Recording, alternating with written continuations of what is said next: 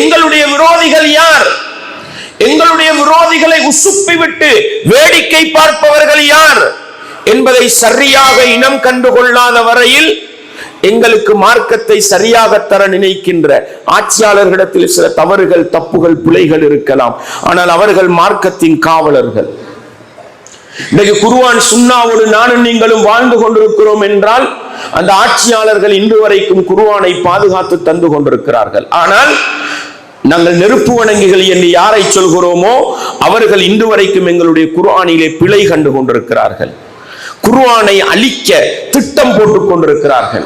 இந்த வரலாறு தெரியாதவர்களாக நானும் நீங்கள் வாழ்ந்து கொண்டிருக்கிறோம். எனவே யாருடைய உள்ளத்திலாவது அவர்களை பற்றிய ஒரு எண்ணம், நல்லெண்ணம் இருந்தால் அதை தூக்கி வீசுங்கள்.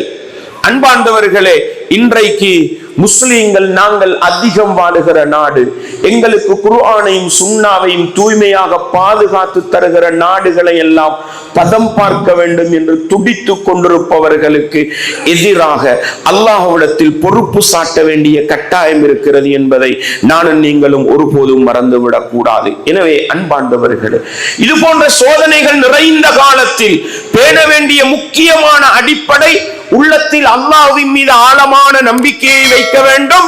அந்த ரப்பு எங்களை கைவிட மாட்டான். குல்லை யுஸீபனா இல்லா மா கதபல்லாஹு லனா. அல்லாஹ் எங்களுக்கு என்று விதித்ததை தவிர வேறு எதுவும் நடக்காது என்பதில் ஆழமான உறுதி வையுங்கள். ஹுவ மௌலானா, அவன்தான் எங்களுக்கு பொறுப்பாளர், அவன்தான் எங்களுக்கு பொறுப்பாளன். வஅலல்லாஹி ஃபலியதவக்கலில் முஃமினூன். அந்த அல்லாஹ்வின் மீது முஃமின்கள் பொறுப்பு சாட்டட்டும், நம்பிக்கை வைக்கட்டும் என்று அல்லாஹ் சொல்கிறான். என்னுடைய ரப்பு என்னை கைவிட மாட்டான். என்னுடைய ரப்பு என்னுடைய வாழ்வாதாரத்தை குறைக்க மாட்டான். என்னுடைய ரப்பு என்னுடைய குடும்பத்தை பாதுகாப்பான். என்னுடைய ரப்பு இந்த இஸ்லாமிய நாடுகளை, இஸ்லாமிய சமூகத்தை பாதுகாப்பான் என்கிற ஆழமான நம்பிக்கையோடு நானும் நீங்களும் வாழ வேண்டும்.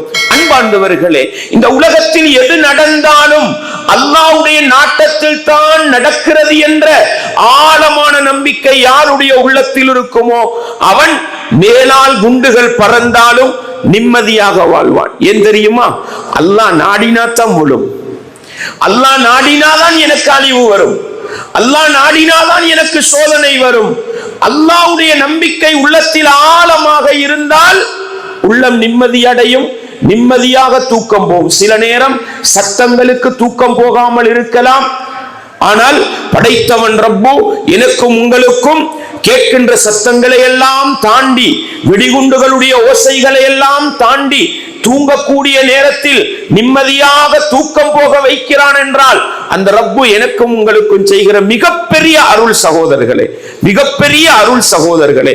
அல்லாஹ் அல் குர்ஆனிலே சொல்கிறான், மா அஸாப மின் முஸீபத்தின் இல்லா பிஇذنில்லாஹ். இந்த உலகத்தில் எந்த ஒரு சோதனை நடந்தாலும் அல்லாஹ்வுடைய நாட்டம் இல்லாமல் நடக்காது. வமை யுமின் பில்லாஹ், யார் அல்லாஹ்வை நம்புகிறாரோ அல்லாஹ்வுடைய நாட்டப்படிதான் நடக்கும், அவனை மீறி எதுவும் நடக்காது என்று யார் அல்லாஹ்வில் ஆழமான நம்பிக்கை வைக்கிறாரோ யஹ்தி கல்பஹு, அவனுடைய உள்ளத்தை அல்லாஹ் வழி நடாத்துவான். அவனுடைய உள்ளத்துக்கு அல்லாஹ் வழிகாட்டுவான். உள்ளத்துக்கு நிம்மதி, சந்தோஷம், மகிழ்ச்சி அனைத்தும் அந்த ரப்பில் மீது இருக்கின்ற ஆழமான நம்பிக்கையிலே இருக்கிறது. வமைய தவக்கல் அலல்லாஹ், யார் அல்லாஹ்வின் மீது ஆழமான நம்பிக்கை வைக்கிறாரோ, பொறுப்பு சாட்டுகின்றாரோ, ஃபஹுவ ஹஸ்பு, அந்த அல்லாஹ் அவனுக்கு பொறுப்பாளனாக இருப்பான். அந்த அல்லாஹ் அவனுக்கு பொறுப்பாளனாக இருப்பான்.